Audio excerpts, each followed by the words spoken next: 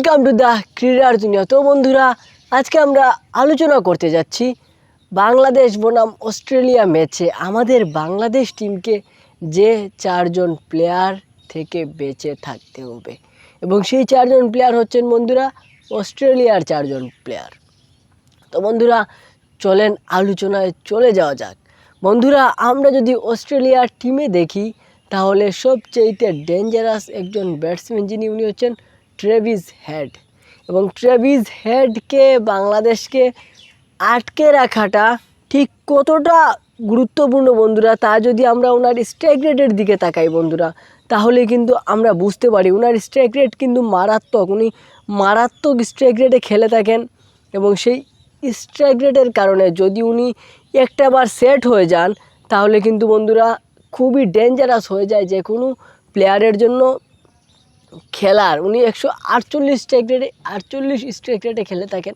এখন বলেন তো, একজন 148 স্ট্রাইক রেটের প্লেয়ার যদি 10 ওভার পর্যন্ত থেকে যায় ওপেনিংয়ে, তাহলে পরে কি করতে পারবে?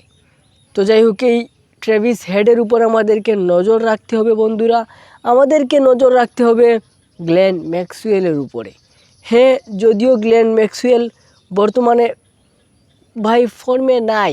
বর্তমানে ফর্মে না থাকলে কি হয়েছে রে ভাই, উনি যতটা ডিস্ট্রাকটিভ একজন ব্যাটসম্যান, উনি আইপিএলে রান পাচ্ছেন না ঠিক আছে, কিন্তু আমরা আফগানিস্তানের বিপক্ষে দেখেছিলাম যেখানে 7টা উইকেট পড়ে গিয়েছিল, একাই 200 করে ডাবল সেঞ্চুরি করে বিশ্বকাপের ম্যাচ উনি জিতিয়ে দিয়েছিলেন। সেই গ্লেন ম্যাক্সওয়েল ওনার নাম। ওনাকে তো অবশ্যই লিস্টে রাখতে হবে বন্ধুরা। টি-20 154 স্ট্রাইক রেটে ব্যাট করেন, আরও ডেঞ্জারাস ট্রেভিস হেডের চাইতে।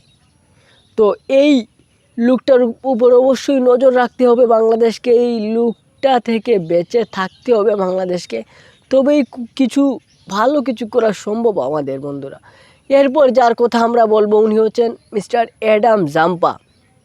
বন্ধুরা, অ্যাডাম জাম্পা টি-20 ঠিক কতটুকু ভালো বোলিং করেন তার ওনার স্টেট দেখলে বোঝা যায়। 84টা ম্যাচ উনি খেলেছেন, 101টা উইকেট উনি নিয়েছেন, 7.20 ওনার ইকোনমি বন্ধুরা। আমি আবারও বলি 7.20, এবং 21.5 ওনার হচ্ছে এভারেজ। এই এভারেজে একজন প্লেয়ার কতটুকু ডেঞ্জারাস হতে পারে তার বলার অপেক্ষা রাখে না। এবং এরপর বন্ধুরা আমরা যাকে নিয়ে কথা বলবো উনি হচ্ছেন মিচেল স্টার্ক। এখন মিচেল স্টার্ক বন্ধুরা, ওনাকে 24 কোটি টাকা দিয়ে কিনে নিয়ে গিয়েছিল কলকাতা। কেন কিনে নিয়ে গিয়েছিল? একমাত্র তার পারফরমেন্সের জন্য।